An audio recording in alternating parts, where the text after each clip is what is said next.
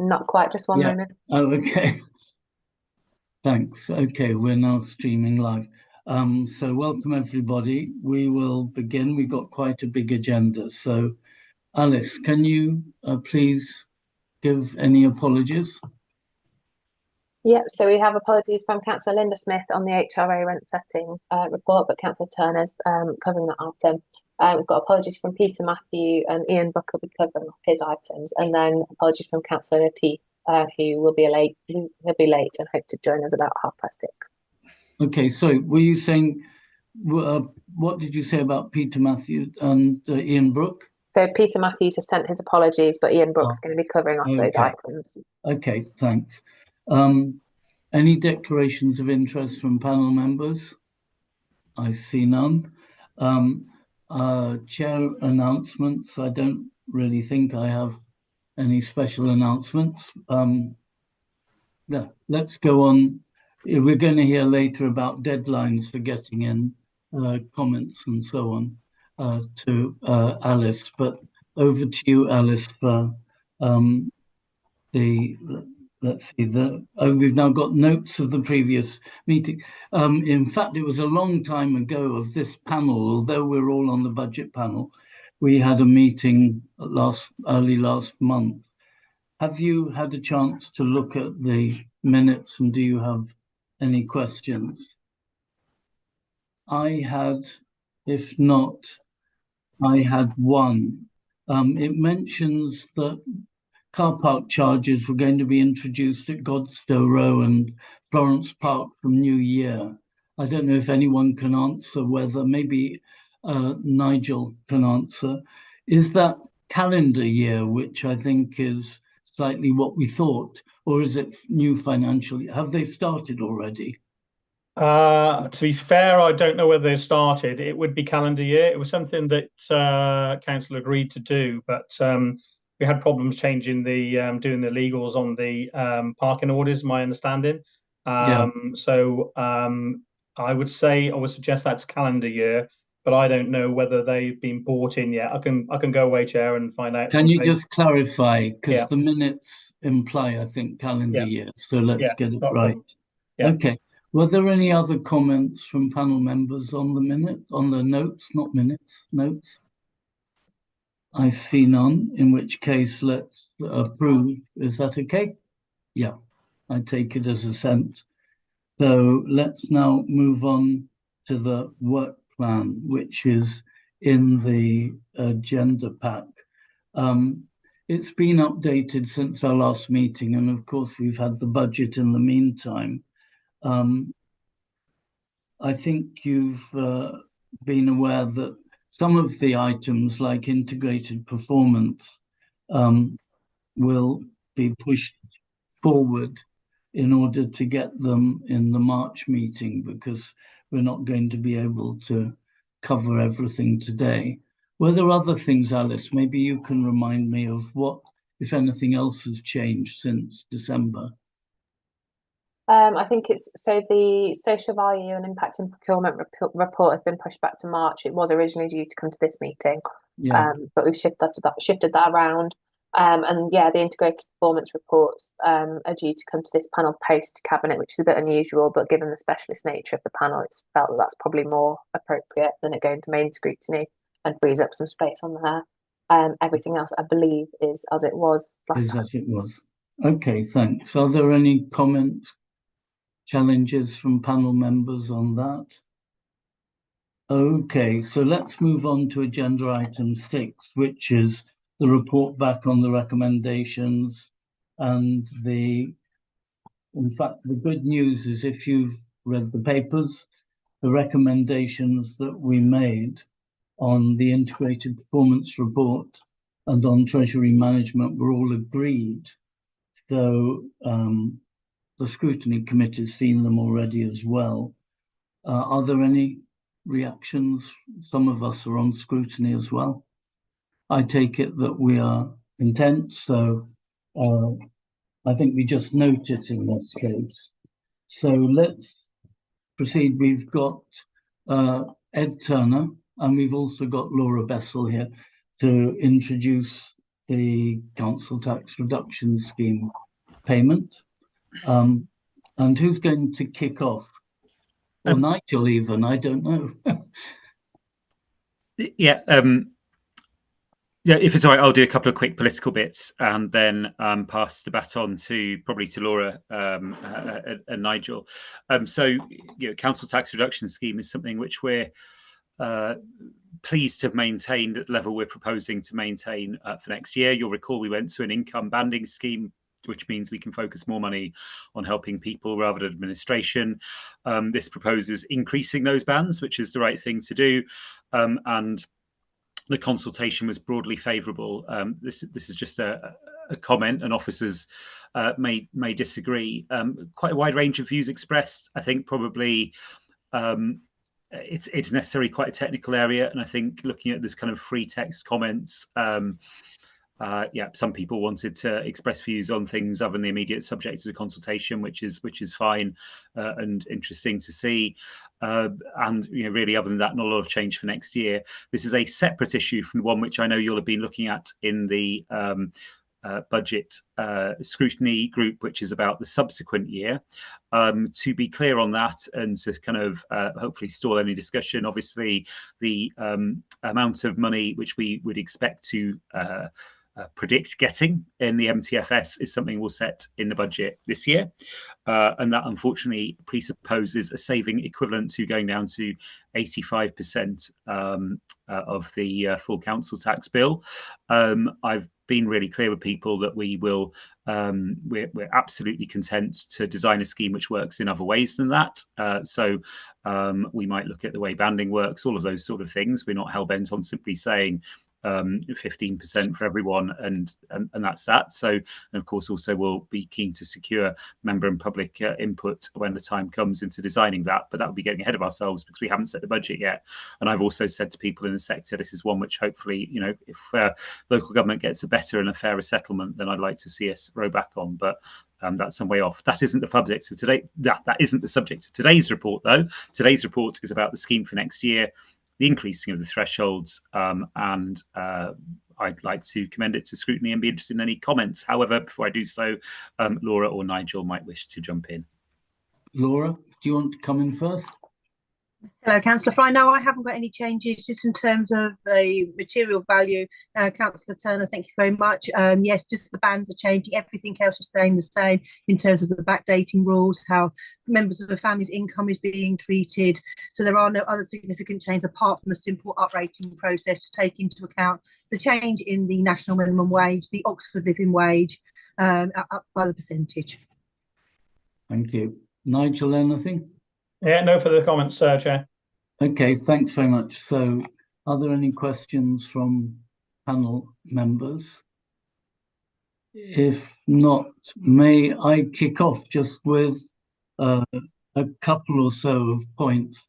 One, this is maybe a trivial one. When you sent out, you went out for consultations, I noted that both the 10% increase and the 5% increase secured mostly in favour.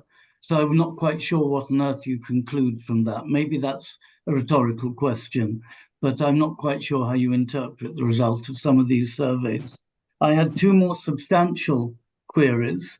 One was that the bands 1 to 3, the threshold went up by almost exactly 10%. But then above that, in fact, it fell. I mean, it was compressed. So, and that was because it was linked to benefits. I mean, is that normal that they should not, I guess it is, that they should not move by the same amount? Yes. Is that right? So there's no logic, particularly to the consistency?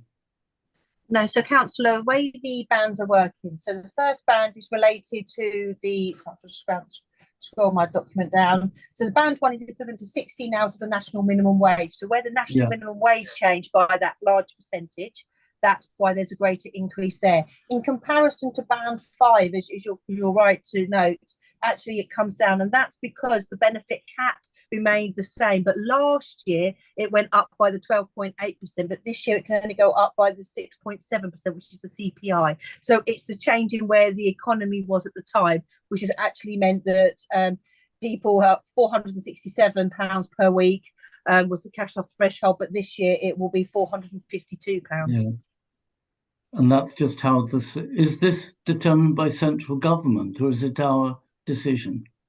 It's our decision. We have had the banding process in place now for 6 years, and we adopted that process at the very start when we applied bands. Paul Wilding was the manager at the time, and when we looked at that, it seemed quite fair in how we look at where people move around. So when you look at a banding, we tend to see how many people's wages go up and down, and does their wage change the amount of direct debits and other bill transactions. And what we found is that actually the bands itself are actually quite reflective in terms of people not seeing a couple of hours increase in their wages having that detrimental effect because they change their band. So the bands are quite well spaced. And I mean, that was going to be my last question, which I know comes in other national government schemes.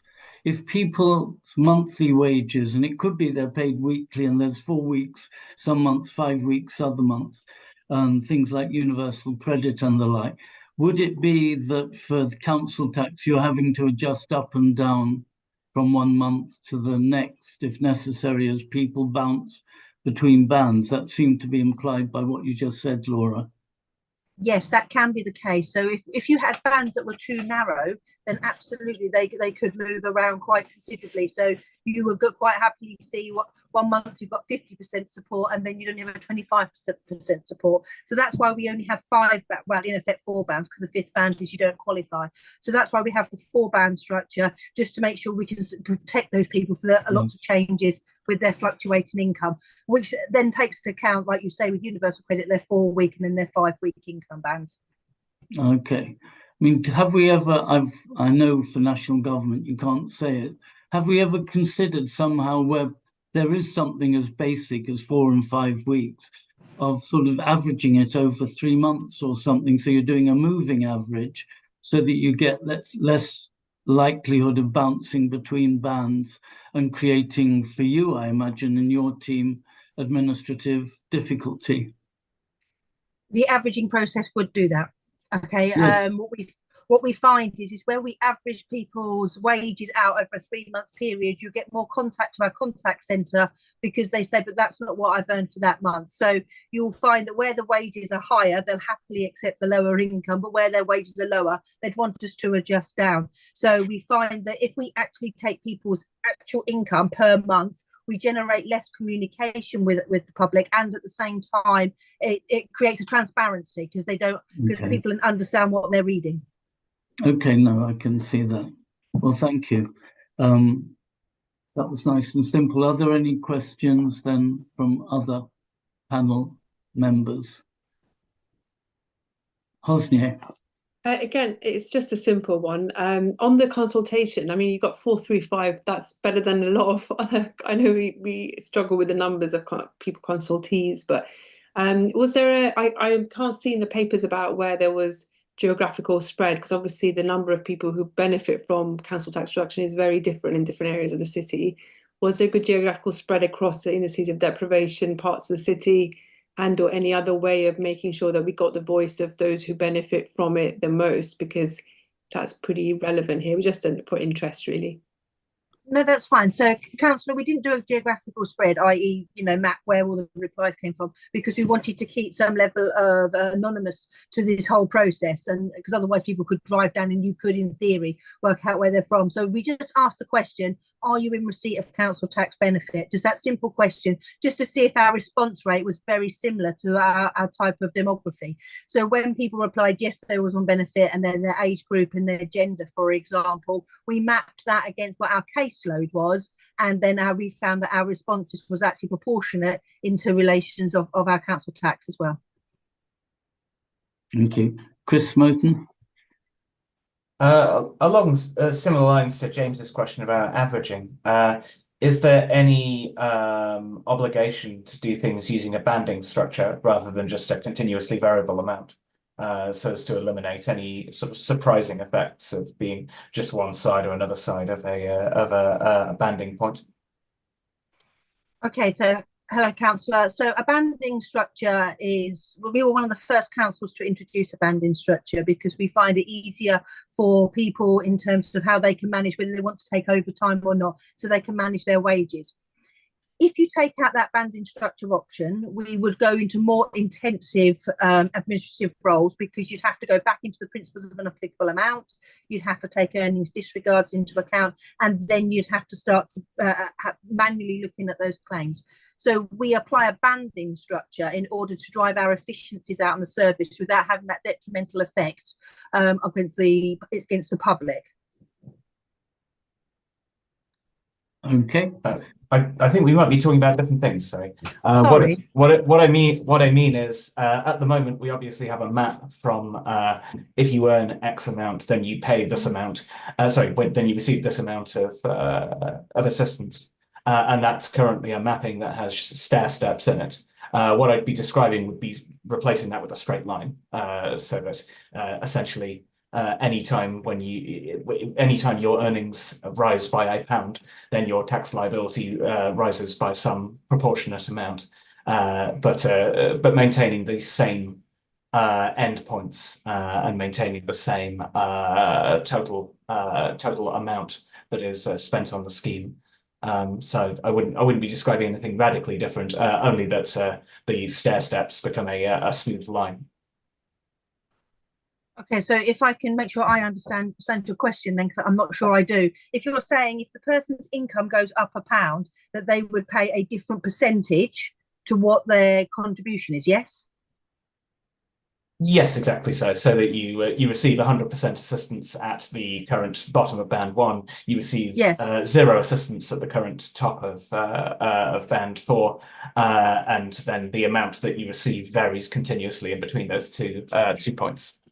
Okay, so councillor, that would be reverting back to the old council tax benefit scheme and the old council tax reduction scheme before banding, because that's exactly what happens in normal benefit in terms of housing benefit as well. It applies a percentage tariff. So depending on per penny, in effect, how much your income goes up would then do an adjustment going forward. So even if you did a straight line, you would be going back to intensively changing people's bill, increasing postage and changing people's awards. Right. Okay. So it's the fact that you're having to notify them of a year by year change. That's the expensive bit.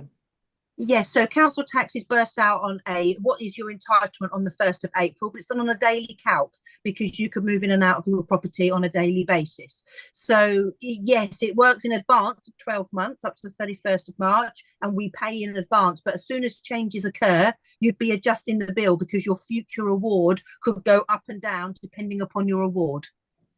Right. Okay. Interesting. I thought when you were describing the old system, I thought you were talking about there being just one level of assistance, which you either do or don't get, whereas actually it used to be continuously variable. Huh? It's continually, and that's the problem with the old council tax benefit scheme under the DWP and the council tax reduction scheme when you was on what's called the default scheme. It was extremely labour intensive and extremely costly to a council, which is why under the Localism Act, the councils were allowed to change the scheme to make it a bit more affordable in terms of administrative costs. Right. Thank you. Thank you. That was a nice, clear answer. Any other questions from panel members? I don't see any, so thank you very much indeed. Can we agree then to the recommendations for the council tax reduction scheme for the next financial year? I don't know. Do I see anyone against? It's easiest that way. I take it that you were all in favour? Thank you. So we approve the recommendation. Thank you. Laura, you're welcome to stay if you want. But if not... I think I'll take the excuse to go and catch some dinner, but thank you very much for the offer. Okay, all right. Thanks a lot. Thanks for coming. Thank you. Bye-bye, everybody. Bye. So let's now turn. Item 8 is the housing revenue account, where again we've got Ed, we've got Nigel, and now we've got Jason. Yeah. Who's going to kick off? Is it Ed again? Why don't I do my yes brief political bit and then pass to Jason? This one's probably even shorter, actually, politically, in the sense that we do not have huge amounts of discretion, particularly in setting social housing rents. One of the things I explored with Jason, he was very, very helpful in the run-up to this report, was areas where we might have some discretion. Truthfully, there's not a lot. So you'll see here the reference, essentially this continues our policies, our rent policies, and it charges up to the cap, which we can charge. So in terms of the level of increase for social rents, obviously happy to take any questions. I think I'm right in saying we would be at liberty to go with a lower increase, but in doing so, we would very quickly run into extremely sticky territory when it comes to funding our services. The HRA, I think, will already find it quite challenging to meet all of its obligations in the coming years, and we really do need the rental income. And of course, social rents in Oxford are very, are very affordable. Thankfully, still, long may that last, and long may we strive to build ever more social housing. With that, Jason, if you want to add any technical colour or detail to this, I know you're very well across it, and then we'll look forward to the discussion. Okay, so we're proposing to increase the social rent by 7.7%, which is the maximum we can. To put that into context, last year we had a cap of 7% when the actual CPI and RPI was in double figures.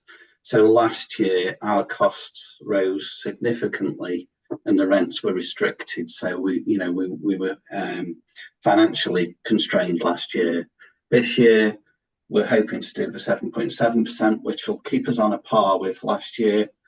But we're still behind the curve, as it were, with a reduction in the maximum formula rent that we could potentially charge of £3.8 million per year. So by increasing it the 7.7, that sort of helps to keep us up with the, keep us up. Like I say, we're still £3.8 million behind the target rents that we could set. I'll pass over now to any questions. Thank you very much. Any questions from panel members? I'm looking for hands. Could I ask one question which has often puzzled me? We are going to be, one of the big expenses going forward is improving the standards, environmental standards, energy efficiency of council houses.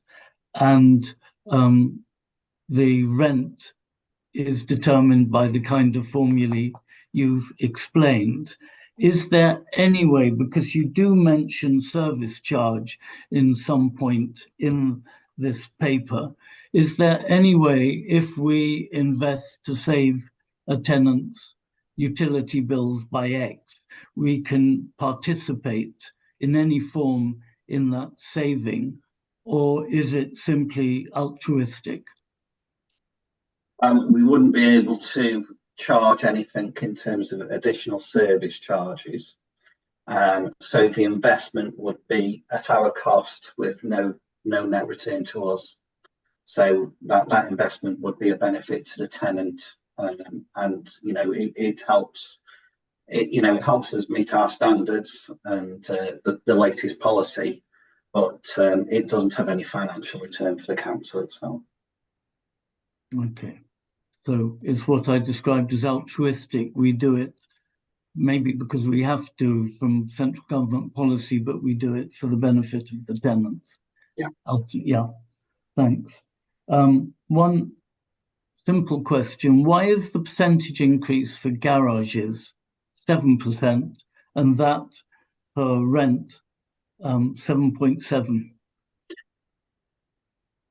We had to put something in for the garage increases very early on, and we put in 7% before we had the go ahead to do 7.7%. So that's the only reason. Okay. I mean, I don't know if it's a very big difference in income, but still it seems slightly anomalous. Yeah. Okay. Any other, yeah, I think I've asked my few questions. Any questions from other panel members? I think it was a nice, clear paper. In which case, thank you very much. I think we can probably, again, we have to agree any recommendations that if we've made, which we haven't actually, but we've made comments and agree with the paper, go along with the paper's recommendations. So I take it, those in favour, yes? I take it, yes. Okay, thank you. Well, thanks, Jason. If you want, you can stay. You can see we're going fairly fast, so thank you very much. Okay, thank you. I'll take my leave if that's okay. Okay.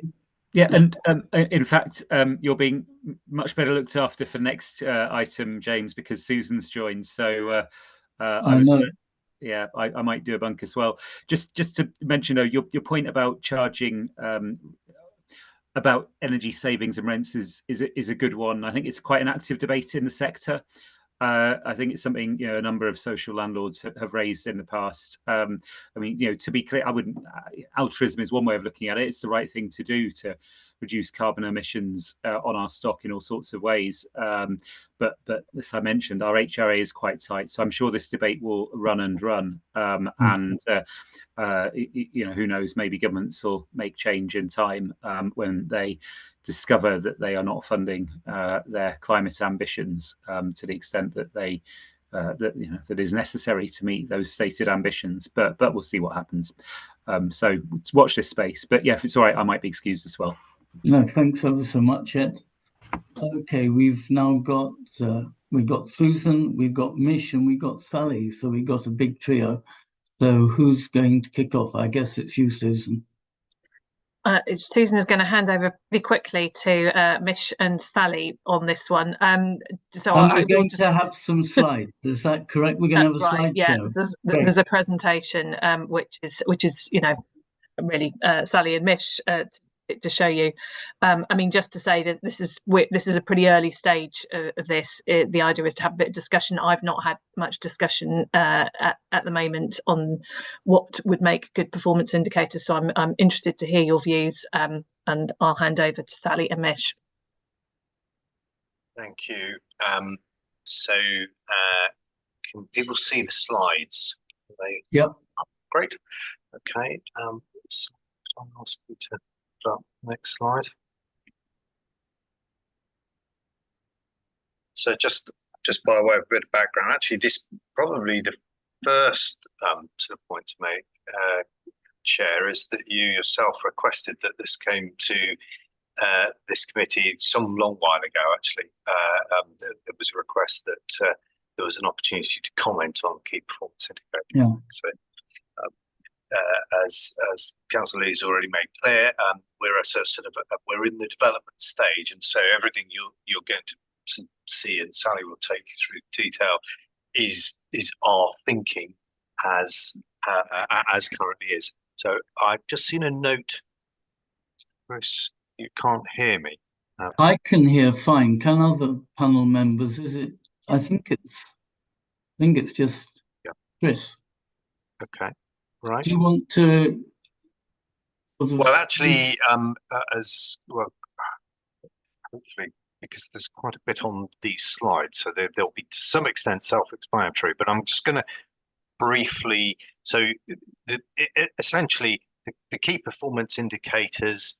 I think we acknowledge that the key performance indicators developed that went alongside the last corporate strategy have not been an unmitigated success.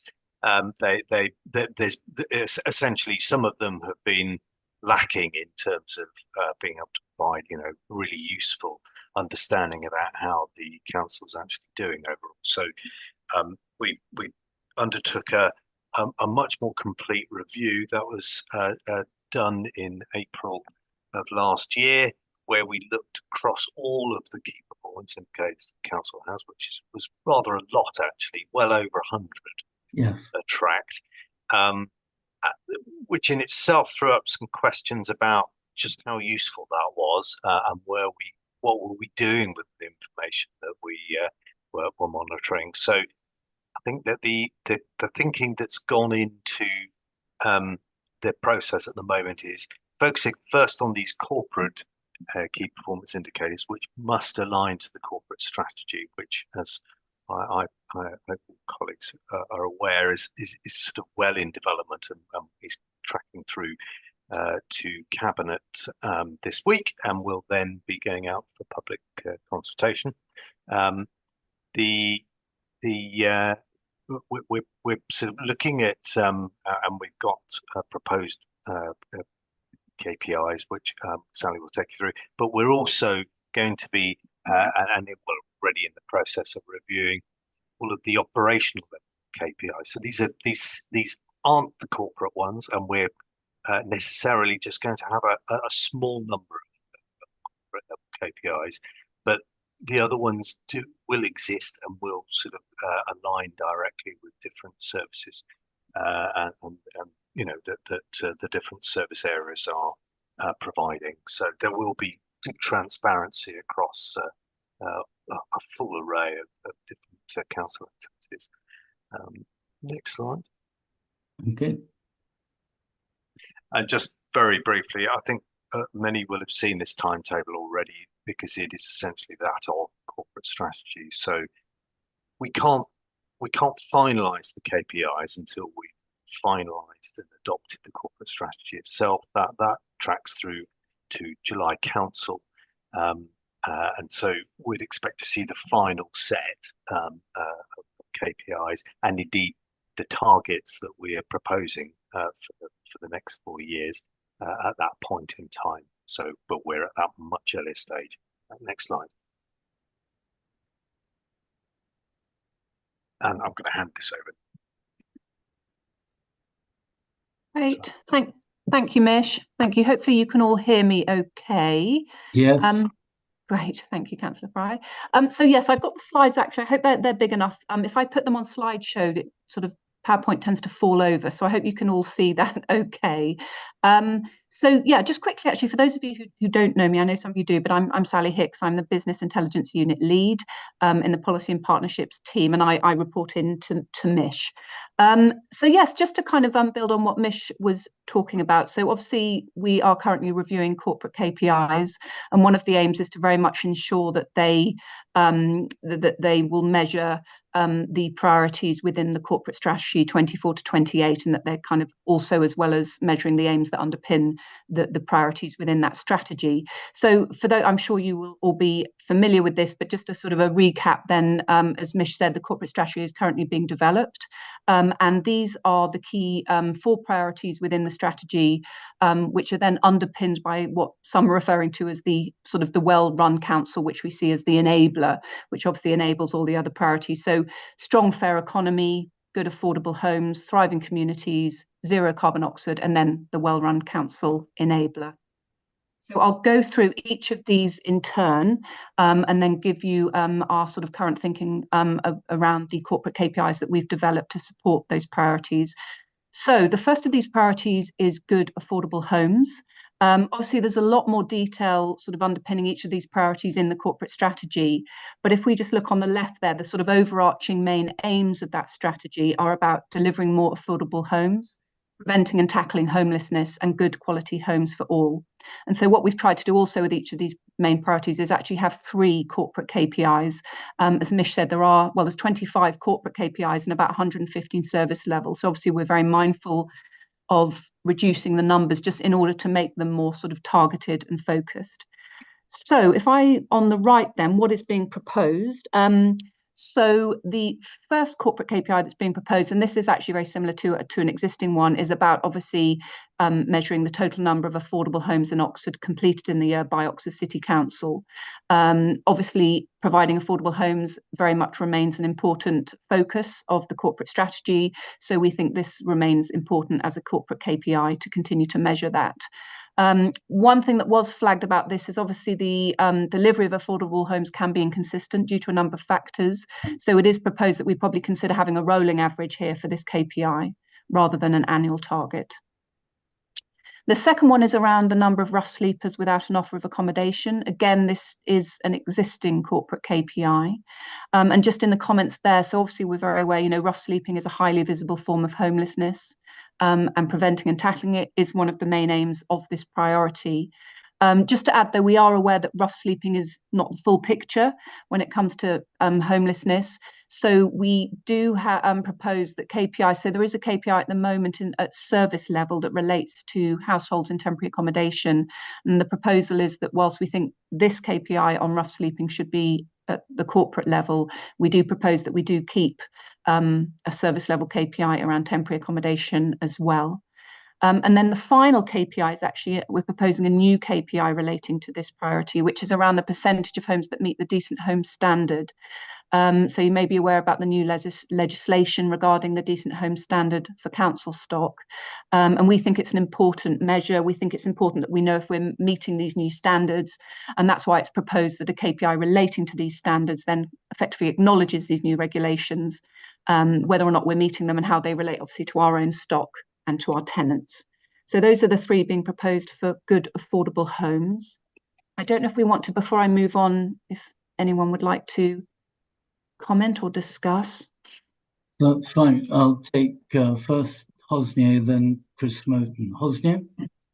Hi, Sally. Thank you for that. I think, as you said, the rough sleepers is kind of the absolute blunt end of a terrible issue.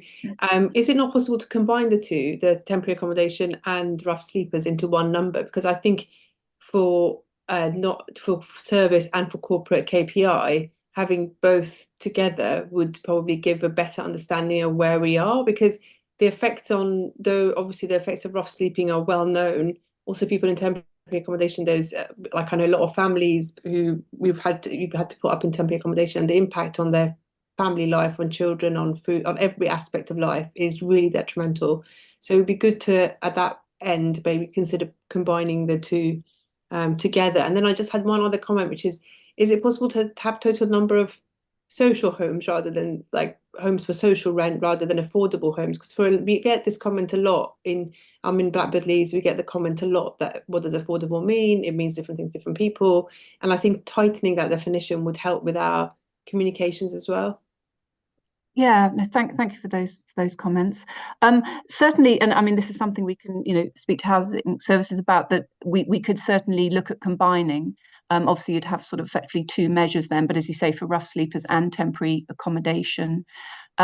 With regards to the affordable housing, and as you mentioned, specifically affordable social housing, that was proposed to actually, as you say, sort of split it out like that, so that we actually do then look at social housing.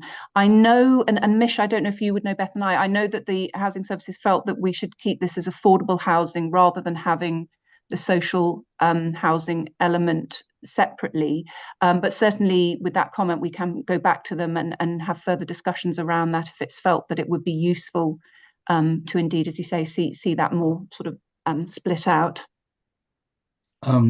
Are you going to respond, Susan, if you like, on behalf of the administration? I can do, but I mean, I'm not really formally responding at this stage, in the sense that, we haven't had a discussion about it. I was just wanting to make some points. It's probably easier if you wait until after Chris. No, fine. I was going to say, Chris, do you want to speak? Thanks. Also on item 1, I'd support differentiating units of social rent from affordable full stop, because I think there is a very substantial difference in different kinds of tenure that get counted as under the umbrella as affordable. I think it's good to have both figures.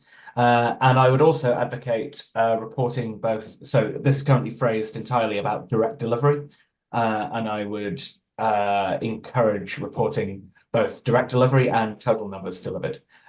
Because the total numbers delivered, yes, it's not something we have very direct control over, but it's something which we have pretty substantial levers towards. So if the numbers have changed due to things which are really out of our control in a particular year, then fine, write an explanatory note about that.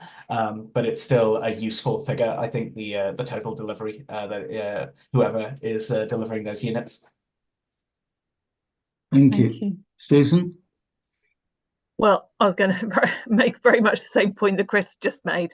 I think it's a useful figure as well to have the overall number of affordable homes in our definition of affordable, and absolutely reflecting what Hosni has said, that I think affordable homes is a damaged phrase because people don't understand what it means. I think we kind of need 3 figures here. Sorry, I think we need the number of social housing units that we have delivered as a city council, the number of shared ownership units we have delivered as a city council, and then the same again for across the city as a result of our planning policies. And those together, it seems to me, will give us a much better picture of what we've actually managed to deliver in terms of genuinely affordable housing across the city.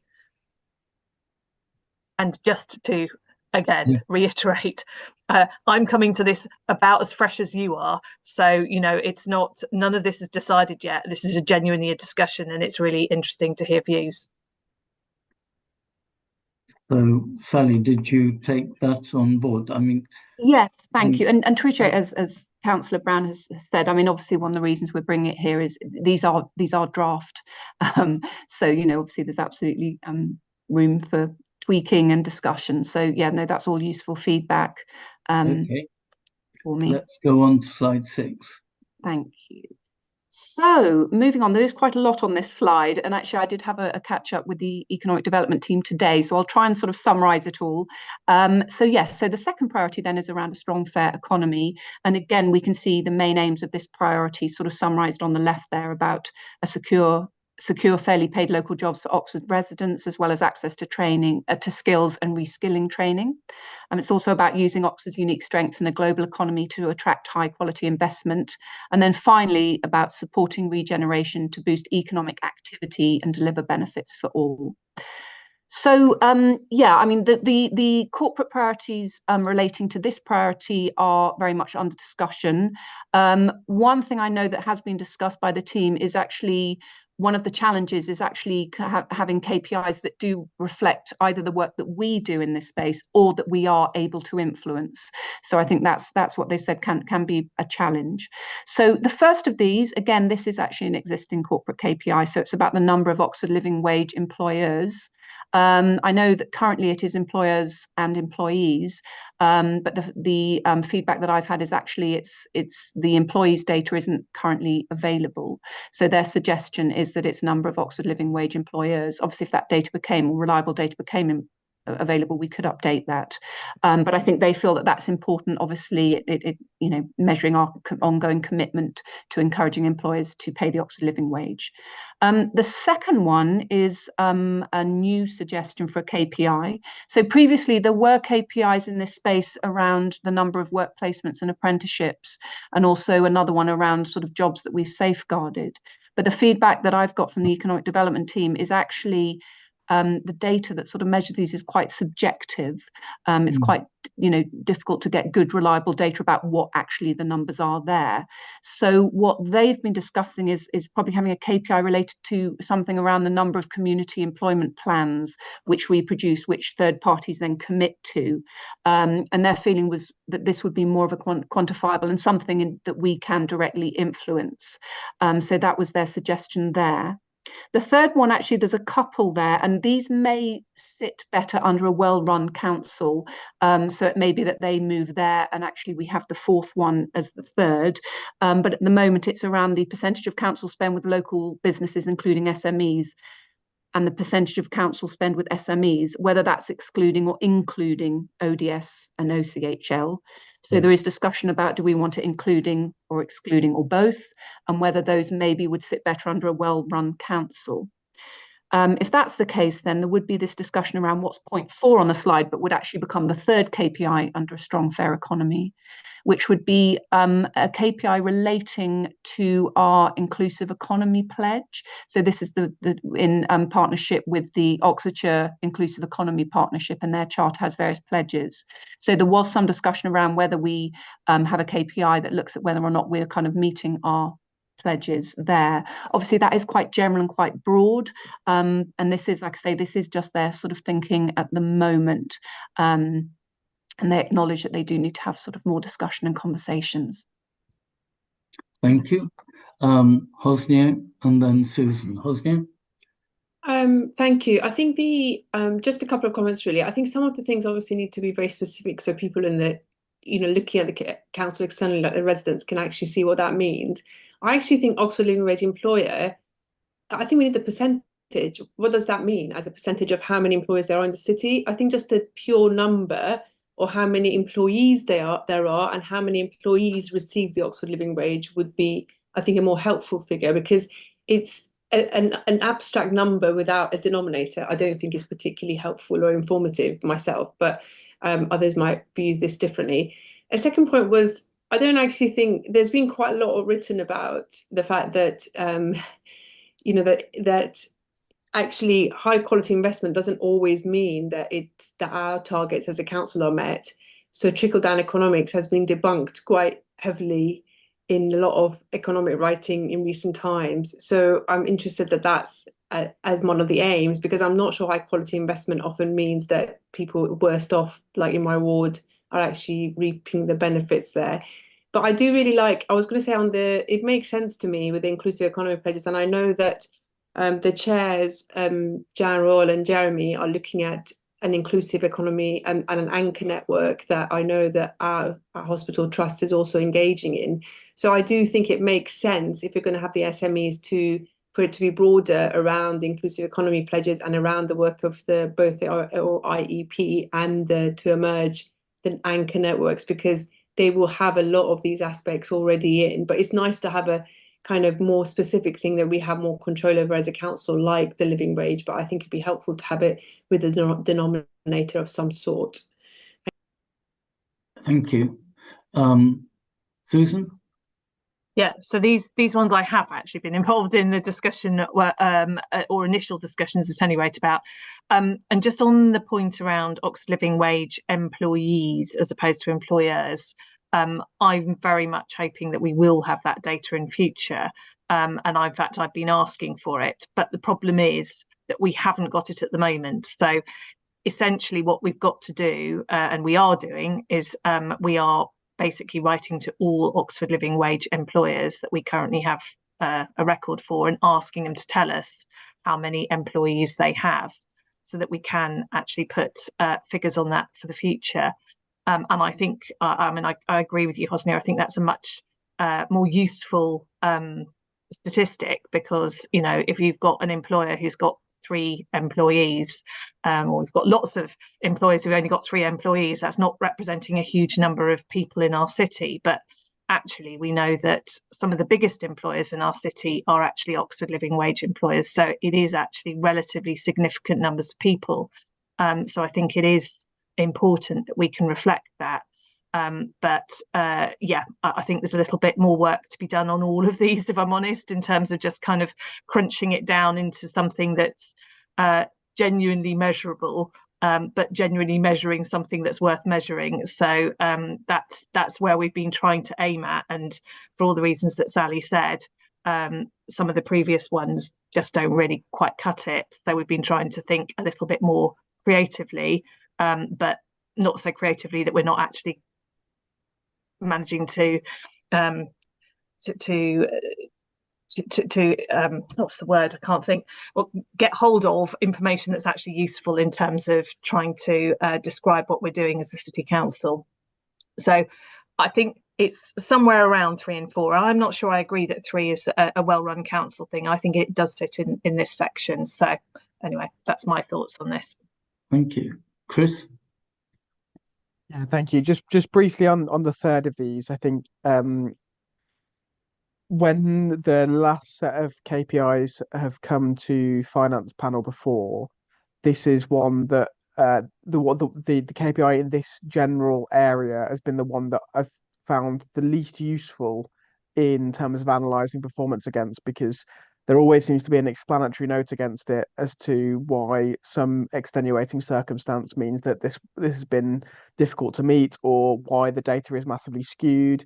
And so I guess the question or challenge really is how measurable is this and how useful is it as an indicator to measure against, given, I guess, the challenges we've had sort of monitoring that effectively before. Like, obviously the objective and the aim there is really, really laudable and important, but I guess for those who've been on Finance Panel for a while will remember seeing in that column repeatedly sort of explanatory notes as to why it wasn't possible to monitor it as we'd hoped. Thank you. I mean, before I turn to Sally, I mean, to follow up what Chris has just said, I remember the particular problem we always had, which was a caveat, was how do we treat the big companies that may have Oxford branches or whatever? You know, do you look at the headquarters? Do you look at the local franchise? I mean, whatever you do, it's a good objective, but I think you're going to have to be much more precise about if you do have larger companies, how you factor this into that measure. The other thing, which is showing my total ignorance, what's a community employment plan? I've never heard of them before. I've obviously don't move in the right circles. There we are. There's a few questions for you, Sally. Oh, Susan's going to answer, maybe. Well, I was going to give it a bash if you want me to. So community employment plans are something that we've been doing for a little while with on the back of planning applications. So there were community employment plans on both Westgate and Oxford North, which were about making sure that there was local employment built into the contracts that were let for the building out of different aspects of those schemes. So skills and jobs were created locally as part of both of those building projects. But in addition, in our new emerging local plan, we have also put in a measure which we hope to get approval from the inspector for, which also allows for when companies move into those buildings, establishing an element of local employment as part of their relationship to that building. So it's both of those things. Okay, but then my response would be, as in number one, about we've had the good discussion of living wage employers. I don't know, either it's only big employers, big projects, and if it's just the number of them, that's then not terribly meaningful. One wants to know how many employees and skills. I don't know, it probably needs to be drilled down a bit and quantified better. Mish has his hand up. I don't know, maybe he's going to respond to these various points. I'm going to attempt to respond to Councillor Jarvis's, because I mean, essentially, it is just that failing of the last set of corporate KPIs that we're keen to avoid. That what we don't want is another set with another, which require another, long pieces of narrative to explain what we actually mean in each case. So, I think with this set in particular, you're seeing what's clearly work very much in progress with discussions among different officers and indeed council leader to sort of try and pull something together. I think lots of the observations already made about these are fair, and we'll take away with all of the comments on all of the different proposals here, which will sort of go into the mix. But the point about having something which is clear, definable, and everyone understands what it means, I think is crucial. Thank you. Okay, maybe we can move on now to slide 7. Great, thank you. So this is moving on then to thriving communities. And again, if we just look to the left there of the slide, the main aims of this priority. So this is about working in partnership with communities, organisations and agencies to reduce inequalities and create thriving communities. It's about championing diversity and inclusion in our own work and community partnerships. And then finally, about helping people live healthily by providing services, support and facilities to prevent and manage both physical and mental health conditions. These ones, again, as you'll see, I mean, these are very much work in progress at the moment. I have had conversations with both Peter Matthew, who I think I understand sends his apologies for today, and also Ian Brooke. So this really gives the sort of current thinking around these at the moment. So the first one really is, yes, about we acknowledge that a KPI that needs to be developed to measure the work we do in partnership with others, and to reduce inequalities. And I know at the moment further discussions are being had around that. The second one is around the number of children leaving primary school who aren't able to swim a length. And when this one was first proposed, we did actually have discussions previously in CMT. It did seem very specific, but I know Ian Brooke sort of gave a little bit more context to this one, which you can see sort of in the on the slide underneath. So I think where the thinking behind this one is that this could potentially stand as a good proxy for sort of tackling inequalities, given the stark differences we see in the proportion of primary leavers who can swim by area. So the statistic I've heard is, I think in the north of the city, it's about 90% of primary school leavers can swim at least a length, whereas in the south of the city, it's only 25%. So there are some stark differences. And I think there are various factors that sort of go into that. So I think that's why that one has been proposed as possibly a good proxy, as something that's quite quantifiable and measurable. As a KPI there, although there may be an additional KPI put forward. And then finally, if I just go on to the last one, again, this is one that still is work in progress, but it's acknowledged that it is very important to include a corporate KPI that relates to diversity and inclusion and the work that we do in this space. So I know that Peter Matthew is currently having discussions with the Equality Steering Group to determine the best measure for that one. So there is still a fair bit of work to be done on these ones, and discussions are being had at the moment to determine those. Thank you. That was interesting. Hosni, then welcome, Amir, then you can be second. Hosni? Hi, thank you. So I chaired the City Council Childhood Poverty, yes, the Child Poverty Review Group. So, and there were some specific KPIs. I think actually for us, because we manage the leisure services, I think that second one is a good one. I think also maybe combining that, having a two-tier one, and having the number of children in a household living in poverty. Obviously, I have to discuss relative or absolute. Probably relative would be more useful here. Would be useful as well. But I think that swimmer length kind of adds a layer of, the actual social implications of that. So I think it is a good one. I think that, it's interesting that if you look at that report, there's a lot written about how those who are disabled, those who are from Black, Asian and minority ethnic groups are actually, they are much more represented in both ones who don't have access to leisure services and ones who are living in poverty. So actually the two complement each other much more readily than is obvious at first sight. And I think it also just tidying this up together with the OIEP agendas would be really good, because actually it's so that it seamlessly follows through and everyone's looking at the same hymn sheet, and the same with the ICS aims, which again would be along these areas. So I think it would be good it needs probably a little bit more thought, but I really like the one around swimming and length. I think that's a really good one. Thank you. Amir.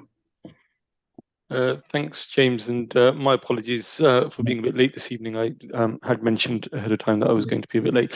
I just want to pick up on that KPI about children leaving primary school who are able to swim a length.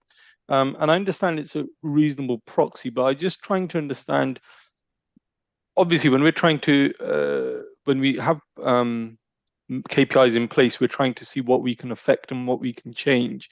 And I'm just worried that the focus on that is, the fact you're able to swim a length is probably there's probably not a causal relationship in terms of whether you're championing diversity or not. Is probably independent. The kind of analogy I'm thinking of is actually, if you took two cities and said, what's the ice cream sales, to try and work out, how hot it is, and if you found in one place, the ice cream sales were much higher, you'd say, well, in the other place, let's start getting people to eat ice cream, because that will show that the temperature is much better in that place.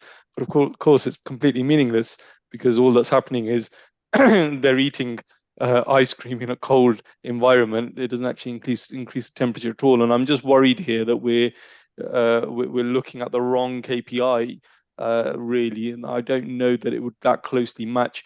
It may be the background as it currently stands is, but I don't really know how that allows you to continue to monitor and then affect what that KPI is. The people, the reason children in the richer parts of the country, city, are able to swim a length is because they're richer, but that's not to say that suddenly if you're able to swim a length when you weren't, you now have become less deprived than you were before. So I don't know if I'm missing the purpose of the KPI and what we're then going to do with it as a council. Would you like to respond, Sally? I thought it was your third aim, but so go on. Yeah, and I'm happy to have a. So okay. I think that again, this comes back to what it's partly what can we measure, and it's partly and I think importantly what can we impact as a council? What do we directly impact? So we the thriving communities priority is as much about being able to sort of provide the support and access to sort of healthier living for our citizens as anything else. We as a city council probably cannot determine in the end how many people in our city live in poverty or not. I suspect that that's beyond our ability as at a second tier council level to be able to do that. What we can do though is do what we can to address that, and certainly some of these factors around healthy living, also of course diversity, opportunity and so forth, we can affect, and that's what we should be sort of prioritizing. Susan.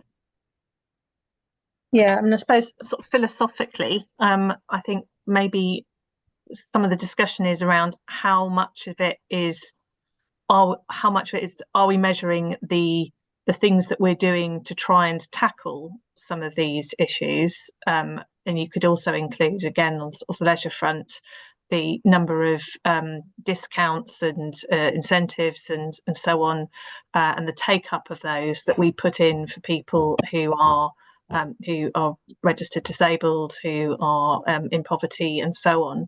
And I mean, that would again be a bit of a proxy of, how much are we helping people who might need that help.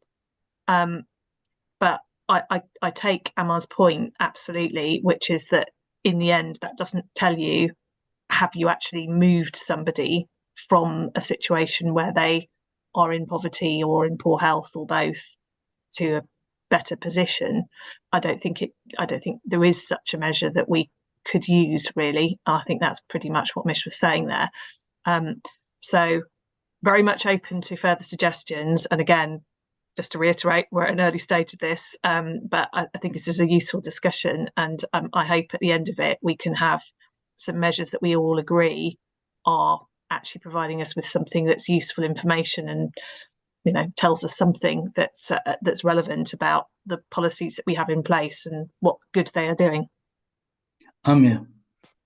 Yeah, thanks for the comments and response. Just to check, there was a I'm trying to remember which organisation it was, but the report that came out that said that a third of children in East Oxford live in poverty once housing costs are taken into account. I don't know if that's a figure that can be calculated more regularly. I think it's a few years old, but if that was a figure that could be calculated, even if it wasn't, well, I mean, ideally you want it annually, but if that was, or there was a measure more closely linked to that, I wonder if that would be more better at the deprivation. I take on board Mish's point about it may give you this current KPI as it stands may give you some information around access to leisure services and so forth, but just something maybe for officers to take away if it is possible. I appreciate it. That was a big piece of work, so it may not be something that can be done regularly. We haven't yet got on to 8, 9 and 10, which might answer some of this, but Hosnia, what were you going to say? I was just going to say that on the review group report, there's quite a lot on the rates of poverty, and actually Oxford and District Action Against Child Poverty do a lot of work in this area. I mean, despite what I said earlier, I do like the swim factor, but I still think I agree with Amar. You can't. It's not a, you know, it is a bit chicken and egg, and I think maybe actually having absolute actual rates would be better, but you might come up against the fact that the city council itself won't be able to, hasn't got all the drivers to change that, and that might mean that everyone will just feel really disheartened. But I think it's worth getting in touch with Oxford District Action Against Child Poverty, because they've done they're very in contact with the National Action Against Child Poverty, and they will have all the data on what's useful, what's been tried, and I think it's worthwhile reaching out to them. Sally. Yes, and just to add to that, if I may, as you said, there is data, certainly by the Action Against Child Poverty, that have that sort of on I think at least an annual basis. I think just the point has just been made is whether, though, that's something we can directly influence, because obviously there are so many moving parts to that, or whether it's certainly something we should be tracking, but whether or not we should have it as a KPI. But yeah, I take those points. So, but I think there's certainly some good feedback there for further discussion. No, thank you. I think the key question for the council is what can we influence, and I do like it that we are able somewhat to influence swimming, but this is still a document, a report in preparation. Maybe go on to slide 8. Okay, so these ones are maybe a little bit more straightforward, and obviously we have Mish here, who's the real expert on this. But so this is zero carbon Oxford, so the next priority. So if we look at the main aims of this priority, it's about decarbonising homes and other buildings, enhancing parks, green spaces, biodiversity and access to nature, and then also developing low carbon infrastructure and supporting households, businesses and institutions to save energy and cut emissions. So the first two there are very similar to existing corporate KPIs. And this is really very much about tracking our progress to becoming a zero carbon, city and council. So the first one is about city council greenhouse gas emissions per annum, so tracking towards zero carbon by 2030. So obviously that remains an important measure that we do that. The second one is about obviously Oxford greenhouse gas emissions, and obviously our pledge to aim to become a zero carbon city by 2040. So we think both of those are important obviously to have as corporate KPIs so that we can sort of measure and track our progress towards that. The third KPI is then being developed in relation to the second aim. So the second aim around enhancing parks, green spaces, biodiversity and access to nature. So obviously there's sort of a bit of information there about, obviously we recognise the importance of being in nature and having access to green parks and spaces on people's both their physical and mental health.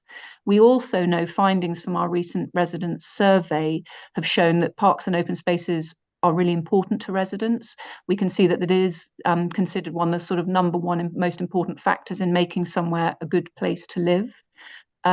We also see that we ask people what they think, how useful different things are, such as cultural events, facilities, parks are for bringing communities together. And actually the thing that had the highest proportion of people agreeing that it did were actually parks and open spaces. So I think they're important for sort of community cohesion as well.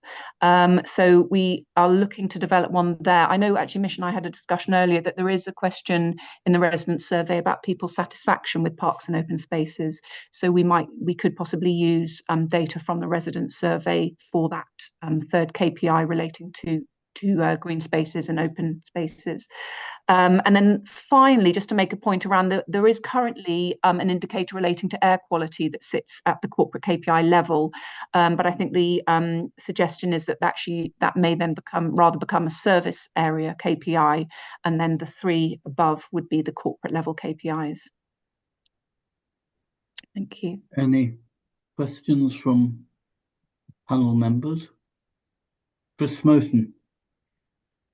Probably in the more comment than question territory, but I note the difference between the previous slide and this one.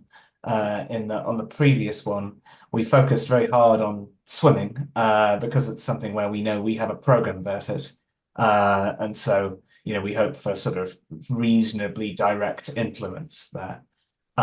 Whereas we could have looked at a number of people with a healthy weight, or a number of people getting 30 minutes of exercise a week, or something like that, where there's a lot of different reasons that moves around.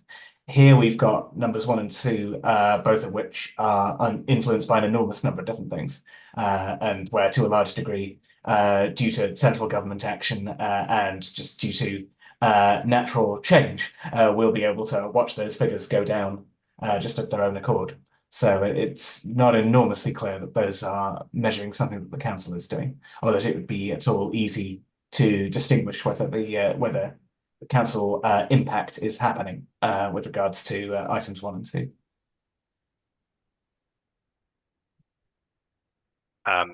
Yeah, well, so sorry, I just read that again. Item 1 is fine. Item 1 is purely down to the council. Yeah, I guess Councillor Smoten, that for item 2, the proposal is underpinned by the Zero Carbon Oxford Partnership that we currently chair, and has been actively engaged in getting the large polluters, if I could call them that, the producers of CO2, the big players, to commit to taking those actions that will then help achieve. So we'd be measuring, undeniably, yes, this of course is impacted hugely by government policy and action, but we do have a role to play in that, as well as, of course, engagement of households and so forth in terms of taking action themselves, which they will have to do. So does maybe the recommendation here to maybe flow in the opposite direction, which is on housing, you've got number of houses we're delivering, directly controlled, number of houses getting delivered overall, indirectly controlled or maybe not controlled. And then on this, you've got our own emissions directly controlled, emissions at large, somewhat influenced, somewhat outside of control. So does that suggest that for the previous one, for communities, then you can measure swimming directly controlled, and then something which is much less directly controlled as kind of a background indicator, essentially, of what is the state of play in the city at large, which we hope to influence, but we acknowledge we have less direct influence over, and you maybe sort of pair them up like that in each one of the fields. In a similar vein, if I could say on number 4, where it sounded as if you were thinking not of downgrading it, but shoving it into the service area, I would have thought that is, as we know, with all of the controversy about transport and all the rest, if we are looking not just at the city, but the county as well as the highway authority, I would have thought air quality is very much something that local government can influence. So I would like to see it as remain as a KPI. Any other questions, comments from panel? I do not see any. I think this one is rather clearer. All right, shall we go to number 9? Thank you, Councillor Fry. I shall move on then. So this is now finally moving on to, I suppose what we're, as I said, we're sort of terming more rather than a priority as sort of the enabler. So obviously this underpins how we're going to deliver on the other priorities by being a well-run council. So in the corporate strategy, this means as an organisation, we should be easy, engaging and efficient to deal with, support citizens through value for money services, maintain good accountable governance, and recruit and retain a motivated and diverse workforce that reflects the city it serves. So the first of these is Oxford resident satisfaction overall with the way Oxford City Council runs things. And I think this is already sort of proposed as an existing KPI, with the sort of note that when the resident survey is back up and running, we'll be able to use data from the resident survey as the measure for this. And so the good news is obviously we have the resident survey back up and running. So it's proposed that we will use the data from the resident survey as an annual measure of that sort of overall satisfaction with us. The second, there was some discussion about sort of what financial KPI we include at this level. And I think the latest thinking is that we should have something around, so efficiencies against plan. So that is also an existing KPI. And I think it was felt this was important because this KPI sort of puts the emphasis on our continued efforts to drive efficiencies through various means, not least our Fit for the Future programme. So that's why we think that one would be a good one. Then the next one, percentage of ethnic minority staff in the total workforce. Again, that is an existing one, and we think it remains an important measure of our sort of ongoing commitment to EDI, and acknowledges the work that we do within our own workforce. And then the final one, this is all part of our sort of move towards digitalisation and encouraging digital access as detailed in the Citizen Experience Strategy 23 to 25. So this is about the percentage of citizen transactions conducted online. To be honest, that one, it may change slightly exactly what we measure, but definitely I think, or we feel we need something around, are we moving people online? We do at corporate level at the moment have also some additional ones, which is sort of the flip side to that, which is, are we reducing the number of telephone calls and face-to-face visits? I think, again, the feeling is those may sit better as service level KPIs, but the sort of overarching, the most important one as part of our move towards digitalisation would be to have this one around online transactions at corporate level. So that's, thank you. Hosni, then Chris Jarvis, please. Can I make a suggestion that number 3, though it's been pre-existing, is changed to actual a pay gap? Because actually we know from all the data that it's not that ethnic minority staff are not, it's not about the percentage in employment, but what contributes to inequality and to poverty is actually differences in pay. So what I would be really interested in is what our pay gap is at different levels rather than the percentage per se. Thank you. Chris? Yeah. Mine's on, I guess, similarly on that issue, because when the EDI data has come through to scrutiny before, as Hosnia points out, the pay gap, it was the thing that was flashing out at me. I guess the question I have around that third one is, in the justification it says this remains an important measure of our ongoing commitment to EDI. I think the question I would have around this is, looking at the EDI data that we've seen in terms of the council workforce scrutiny, there's a whole bunch of areas where the council is not performing well. One of them is the number of ethnic minority staff. One of them is the ethnic minority pay gap. One of them, which scrutiny made a series of recommendations on, was specifically the number of Muslim staff the council has. There were issues around the LGB pay gap and a bunch of other issues. And I guess the point I'm getting to, and the query I have on this is, in terms of a top level KPI, what makes sense to have around those EDI issues, sort of additionally to Hosnia's question and comment, whether that is sufficiently nuanced as a KPI or whether that needs to be slightly broader than that. Yes. Thank you. And one thing actually that was, yes, it's interesting actually to note, because to be honest, if you've had more conversations about the pay gap, I think what would be interesting to know about that data is, are we talking about a pay gap between people at the same grade, do you see what, or whether that's a pay gap because people are at different levels? In other words, it could be that people ethnic minority aren't in senior positions to the same extent that people are, which in itself could be therefore something you'd want to address. So, but I take that point. So that's an interesting point.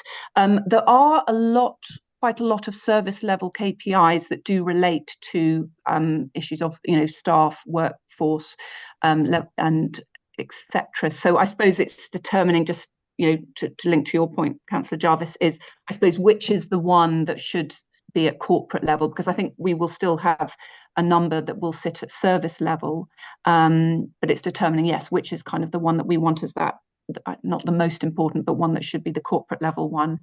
So I do take your points on board. I think that's something perhaps we need to have further discussions then with sort of the people team to get their thoughts on it, with in light of the feedback that you've just given there. Thank you. Could I chip in on number 2? I don't quite know how you define efficiency against plan and what plan you're comparing. I mean, what I would say is, we all know that if we were to look, and we're going to talk about finance and budget shortly. You know, the capital programme is never achieved, and so now we've put in an optimism bias across the board of 40% that it won't be achieved. Does that mean we're inefficient against plan? Is that, because at least that's quantifiable. I don't know if you mean that as a KPI. We also know there's often problems in filling vacancies in service areas. So is it number of staff versus, and then is it permanent or agency? All I would say is efficiency against plan, probably like the item 3 that we've discussed at some length just now, you know, EDI. I think they need to be considered carefully what it is we're trying to measure, because I think you could end up with measures that may look good but are meaningless, or measures that look bad and may be part of the course. I don't know. I'm a bit worried about just how you would measure it. Yeah. No, and it's a very good point, Councillor Pryce. And I mean, one thing certainly, I mean, you know, just to reiterate, obviously they are draft, but I think it's what you're saying is raising the point that certainly 2 things that part of the development of these corporate KPIs, I think the first will be, as you say, they've got to be absolutely, when they are finalised, they have to be absolutely well defined, so we know exactly what the definition is, even down to things like where we say percentage of ethnic minority. What do we mean by ethnic minority? There are, you know, you can have slightly different definitions, so it's going to be really important to have that. And also the other thing that we want to do for these is, where a KPI is included in the final set, if you like, is that we will include not just exactly what it is and what it's measuring, but a little bit of, I mean, it doesn't have to be, you know, chapter and verse, but it will be at least a paragraph as to why it's being included. So the sort of the justification for its inclusion as well, so that we know what it's measuring and why, just to add to that. Yeah. So, but Thank yeah, you. no, thank you for those comments. They've all been really, really helpful. Let's move on to number 10, which is summary and final. Yeah. 10 is just any further questions. So I've come to the end. Well, I guess the big question is, you've obviously heard a lot of feedback from us, and I know that was the purpose of this. So thank you very much for at least giving us something to respond to. What's going to happen now? Yes. So one of these sort of, I suppose, the next stage is that KPIs are going back to CMT next Monday, so that's the 29th, sort of for further discussion. So I think the plan is, obviously we can take the comments from this meeting that have been helpful and useful, so thank you for those. I can certainly feed those back when we've got the minutes of this meeting. I'll make sure I feed them back to the sort of the relevant service areas who are, you know, have been looking at and discussing the various KPIs, so that they've got that feedback, so that they can then look at them again. And like I say, we will also then go back to have further discussions next Monday as well. And obviously we can take the comments to that as well. I don't know, Mish, if you want to add anything. Yes, I think also the consultation, the public consultation responses that we get in respect of the corporate strategy might also inform, at least in some areas. For example, the Thriving Communities discussion that that was had earlier about sort of priorities there, and about, you know, where we might sort of best set some of those KPIs. I think there were a number of really useful comments and points for us to sort of go back and digest with fellow officers from this discussion. Thank you very much. Across all 4 areas, that plus the enablers as well. Thank you. Well, we've now got other things to move on to, so I'd like to thank you. Alice is going to say something. Hello. Yeah, I just wanted to check whether the panel wanted to actually formalise any of those comments into recommendations or not, just so I'm clear. I'm going to suggest there were an awful lot of comments which I think were meant to be initial feedback rather than formal recommendations, and I believe that Sally and Mish have taken note of it. And maybe the next stage would be when we would come back with recommendations. But Hosnia, do you want to respond? It'd be helpful if you've been busily taking notes. If you could make some recommendations that maybe we could try and, I don't know whether process-wise we can agree it on email, but I think there was quite a lot of consensus on the panel. It would be good to be able to do it as formally as recommendations, if that's possible. But I don't know. I can run the panel through now, sort of the key areas where I thought there might be, and we can formalise that afterwards. But so I think there was one around the affordable housing, one about splitting one of the recommendations up into sort of the number of social housing delivered by the council, number of shared ownership, and overall numbers across the city, and splitting that out from affordable and social housing. There was one around Oxford Living Wage having some sort of denominator, and also looking at the number of Oxford Living Wage employees as well as employers to understand that more.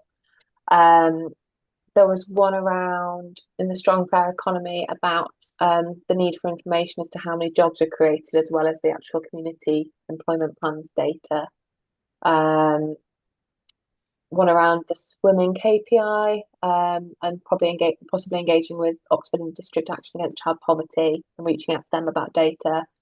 In the Zero Carbon Oxford, there was one about the council's own emissions that are somewhat influenced by the council versus emissions overall that are outside the control.